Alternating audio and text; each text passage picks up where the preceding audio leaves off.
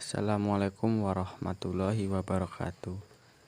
Perkenalkan, nama saya Ulis Gunawan. Di sini saya akan menjelaskan materi kewarganegaraan tentang identitas nasional. Identitas nasional yaitu merupakan suatu penanda atau jati diri suatu bangsa yang dapat membedakan ciri khasnya dengan bangsa lain. Karena ciri khas suatu bangsa terletak pada konsep bangsa itu sendiri. Secara etimologis, istilah identitas nasional berasal dari kata identitas dan nasional.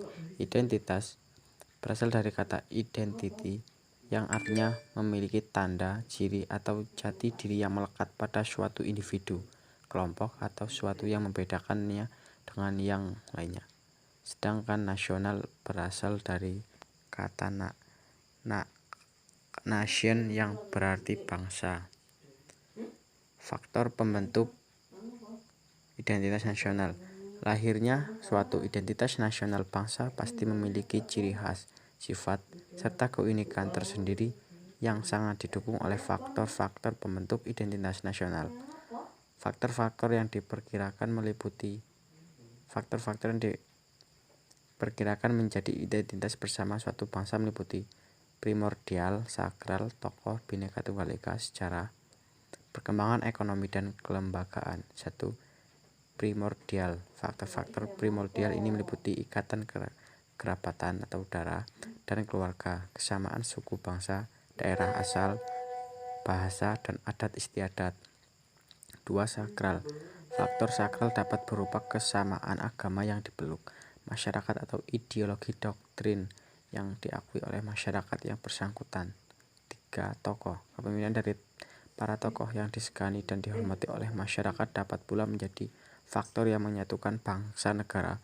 Pemimpin di beberapa negara dianggap sebagai penyambung lidah rakyat, pemersatu rakyat dan simbol persatuan bangsa yang bersangkutan.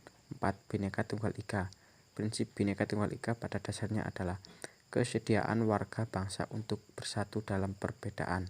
Yang disebut bersatu dalam perbedaan adalah kesediaan warga bangsa untuk setia pada lembaga yang disebut negara dan pemerintahnya, tanpa menghilangkan keterikatan pada suku bangsa, adat, ras, dan agamanya. 5. Sejarah. Persepsi yang sama di antara warga masyarakat tentang sejarah mereka dapat menyatukan diri ke dalam satu bangsa. Persepsi yang sama tentang pengalaman masa lalu, seperti sama-sama menderita karena penjajahan, tidak hanya melahirkan solidaritas tapi juga melahirkan tekad dan tujuan yang sama antar anggota masyarakat itu. 6. Perekonomian ekonomi.